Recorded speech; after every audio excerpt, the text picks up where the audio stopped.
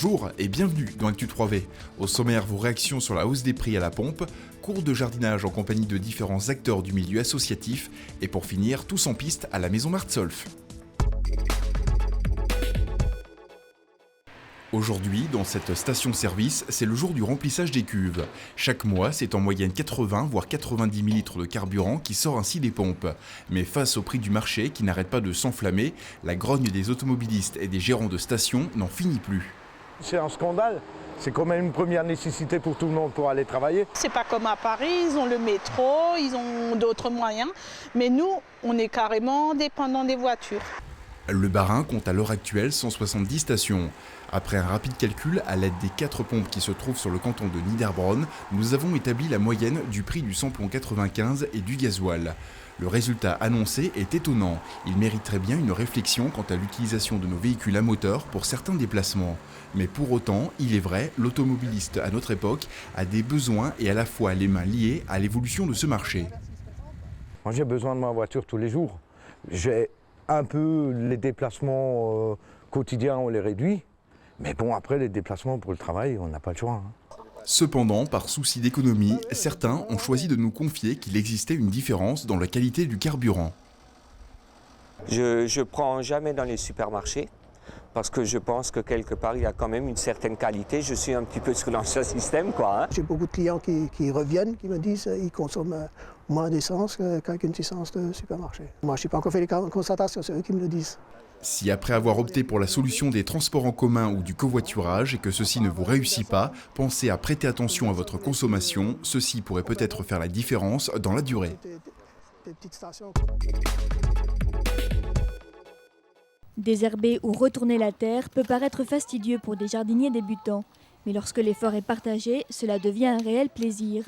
Les enfants du réseau d'animation intercommunal, l'association Fruits, Fleurs et Jardins ainsi que les Mamies Bonheur se sont tous retrouvés les mains dans la terre pour en faire l'expérience.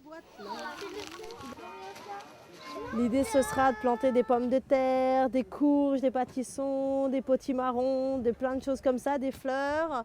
On va faire un jeu de loi dans une des parcelles. Chaque case sera représentée par des carottes, l'autre case des radis et ainsi de suite jusqu'au numéro 63. Et les gens pourront alors découvrir les différents légumes de manière ludique. Mais avant de pouvoir semer dans ce jardin loué par le couvent d'Oberbronn, il faut bêcher et préparer la terre. Durant toute une journée, des demandeurs d'emploi, invités par le Centre intercommunal d'action sociale, sont venus prêter main forte aux enfants. C'est rien d'exceptionnel, mais c'est dans la simplicité souvent qu'on tisse des liens, puis dans l'effort aussi, parce que c'est vrai que les gens qui recherchent du travail, ils n'ont peut-être pas souvent l'habitude de ce genre d'effort, donc c'est bien. Tout le monde fait à son rythme, à son niveau, et puis voilà, vous voyez bien qu'ils ont beaucoup d'entrain et c'est la bonne humeur.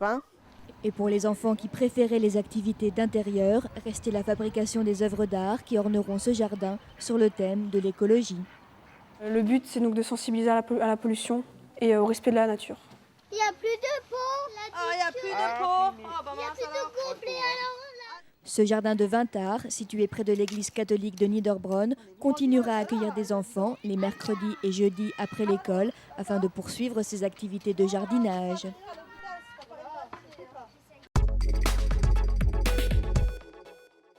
Fidèles à leur devise « Nous servons », le Lions Club de Niederbronn organise régulièrement des actions pour récolter des fonds destinés à financer des projets à buts sociaux.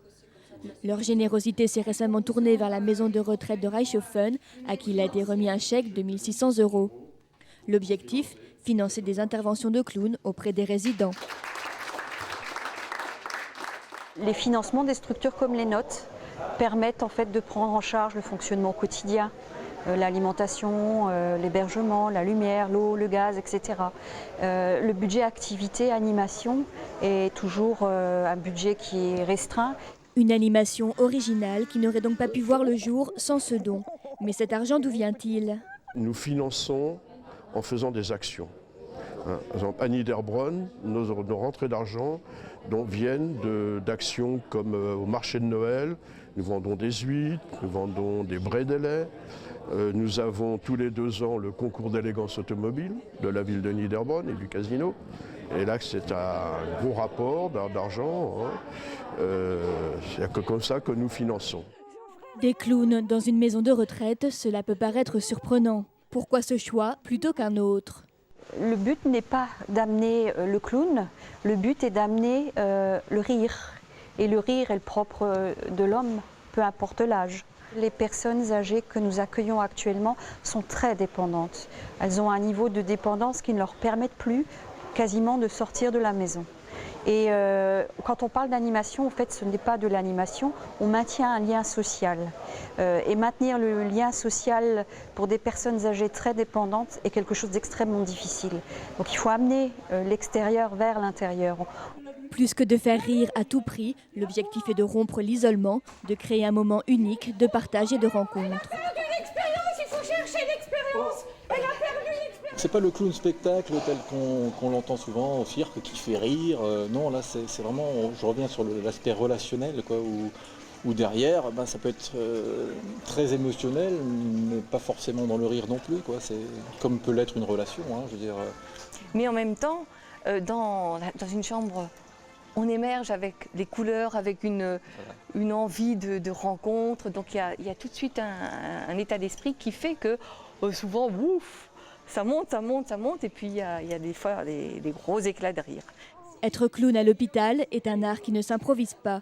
Tous les clowns ont reçu une formation en milieu médicalisé afin de pouvoir répondre à différentes situations. À partir du moment où on est à l'écoute, on est aussi à l'écoute de l'état de santé de la personne. Donc on ne va pas pouvoir faire certaines choses, on ne peut pas aller trop loin avec certaines personnes. Donc dans l'écoute, on module aussi.